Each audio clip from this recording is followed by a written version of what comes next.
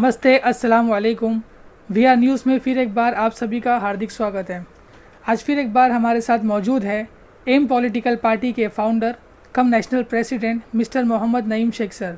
और आज के हमारे एपिसोड की टॉपिक है एसबीआई बैंक। जैसे कि आप जानते हैं कि एसबीआई बैंक हिंदुस्तान की सबसे बड़ी जानी मानी बैंक है।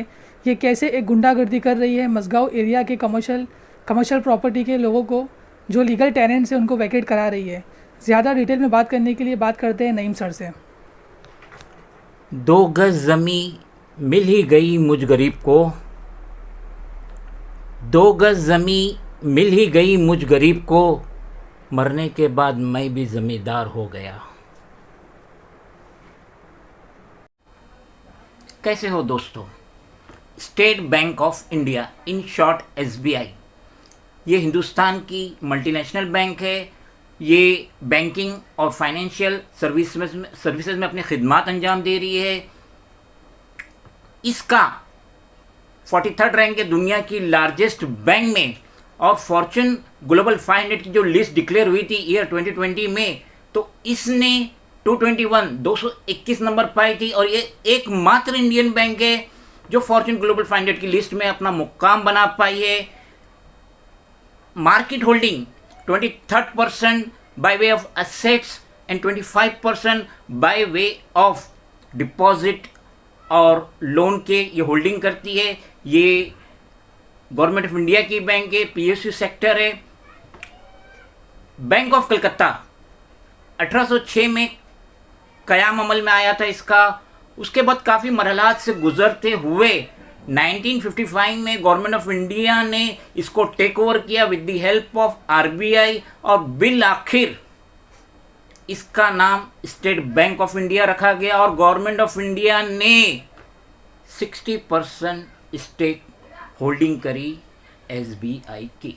Times of India dated 24 February Wednesday 2021, इसमें यह बताया गया है कि बॉम्बे हाई कोर्ट ने एक बहुत जोरदार तमाचा मारा है एसबीआई के ऊपर, जब उन्होंने फोर्सिबली इविक्ट किया था, निकाले थे ऑक्यूपेंट्स को, as well as legal tenant protected under rent act, commercial building से ground plus 5 on 26 October 2020 by the help of police.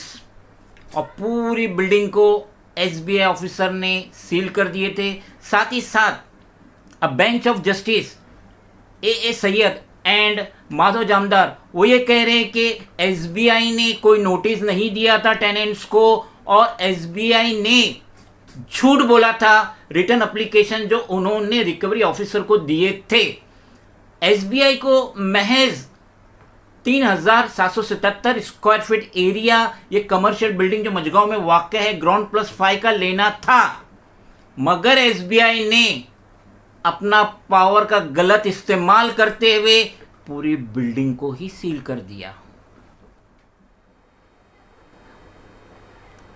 Naeem sir, 16 फरवरी 2021 को हाई कोर्ट से क्या ऑर्डर पास हुआ ये मैटर में?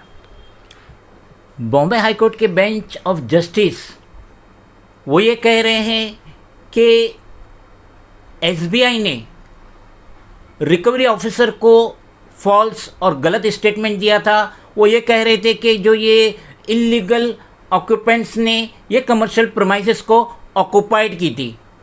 साथ ही साथ वो ये भी कह रहे हैं कि एसबीआई ने जो स्टेप ली 26 अक्टूबर 2020 को, वो हाई हैंडेड और इंटायरली इलीगल था।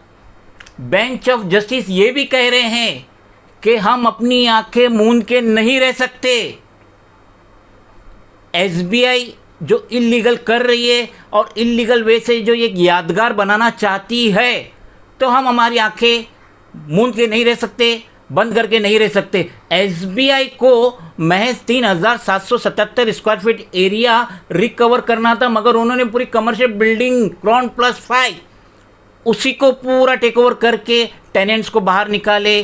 16 फरवरी को कोर्ट के अंदर एसबीआई की तरफ से आरजे सिंह और डेप रिकवरी ट्रिब्यूनल की तरफ से एमएम चुनावाला अपेयर हुए थे। कोर्ट ने उन्हें आदेश दिया, डीटीआर डेप रिकवरी ट्रिब्यूनल को, डीआरटी को आदेश दिया कि आप इन्वेस्टिगेशन कीजिए और एसबीआई को 3777 3777 स्क्वायर फीट एरिया अलॉट कीजिए और बाकी पोर्शन ओल्ड टेनेंट को पजेस कीजिए।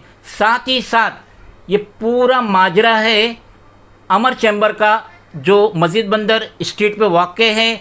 इसके लैंडलॉर्ड ने ये ग्राउंड प्लस 5 का स्ट्रक्चर जो कमर्शियल है इसके अवज़ में 24 करोड़ रुपया लोन लिया था। वो रिकवर बैंक को इंस्टॉलमेंट बराबर नहीं भर पाया और एसबीआई डेट रिकवरी ट्रिब्यूनल में गई, अपना प्रोसीडिंग करी और 18 करोड़ रुपया वो ऑन द स्पॉट रिकवरी चाहती थी, जिसकी वजह से इतना बड़ा प्रोपोगंडा और ये जो इलीगल वे से हरेस किया गया लीगल टेनेंट को और ज़बरदस्ती उनको 26 अक्टूबर 2020 को उनकी लीगल प्रमाइसिस से खारिज किया गया। बैंक इतनी स्ट्रिक्ट है जो 25 करोड़ की रिकवरी के लिए उन्होंने पूरी कमर्शियल बिल्डिंग ही खाली करा दी है। क्या इनकी पहले की बैलेंस शीट एकदम क्लियर है? 29 अक्टूबर 2020 रिकवरी ऑफिसर डेप्ट रिकवरी ट्रिब्यूनल के इन्होंने पब्लिक नोटिस डाली ई ऑक्शन के लिए अमर चैम्बर की। जैसे ही उसके टेनेंट को मालूम पड़ा ये फ़ौरन कोर्ट ऑफ लॉ दौड़े और इन्होंने उस पर स्टे लगाने की कोशिश की, मगर उनको कोई रिलीफ नहीं मिली। नवंबर और दिसंबर 2020 में उनकी प्लिया को रिजेक्ट किया गया। मगर हम यहाँ कहना चाहते हैं ये एसबीआई जो महज 25 करोड़ के लिए पीटी उषा से ज़्यादा स्पीड दौड़ रही है, तो 30,000 करोड़ के लिए इन्होंने पहल क्यों नहीं की? आलोक इंडस्ट्रीज लिमिटेड उसने एसबीआई से लोन लिया था, इंटरेस्ट मिला के 30,000 करोड़ पहुंच गया। 30,000 करोड़ एसबीआई ने वो पैसा रिकवर नहीं की, बल्कि अपनी फराग दिली दिखाई और उसने 83.33% हेयर कट या डिस्काउंट दिए और महज ये 30,000 करोड़ को 5,000 करोड़ में सेटल किए। और Reliance Industries as well as JM financial AR alliance ने ये 30,000 करोड़ के लोन को महज 5,000 करोड़ में अदा करते हुए आलोक इंडस्ट्रीज़ को अपनी आगोश में ले लिया। ये है मेरी कंप्लेंट की कॉपी जो मैंने पिछले 3-4 सालों से कर रहा हूं कि SEBI, RBI, BSc, NSC, other government authorities ये परमिट ना दे, ये परमिशन ना दे। 30,000 करोड़ महज 5,000 करोड़ में कैसा हो रहा है सेटल? ये एसबीआई के ऑफिसर की जेब का पैसा नहीं था, ये आपके और हमारे जेब का पैसा था। 30,000 करोड़ 5,000 करोड़ में सेटल हो गया।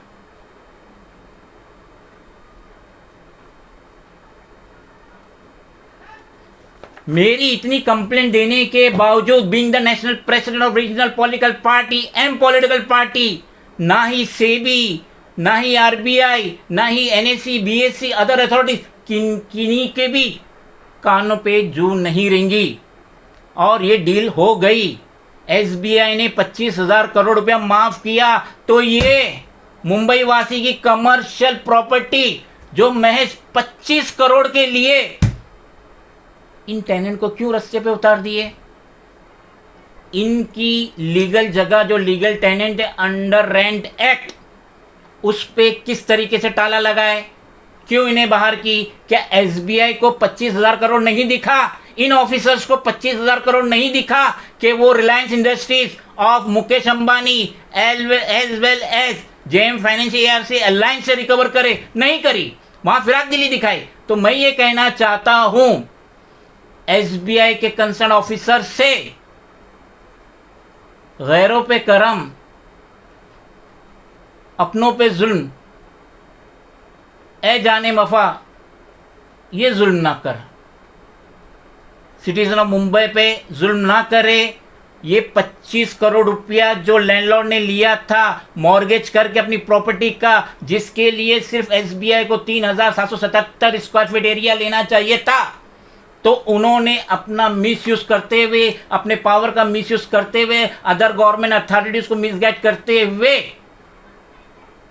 जुल्म करी है टेनेंट्स पे, जो कि हाई कोर्ट भी एक्सेप्ट करता है।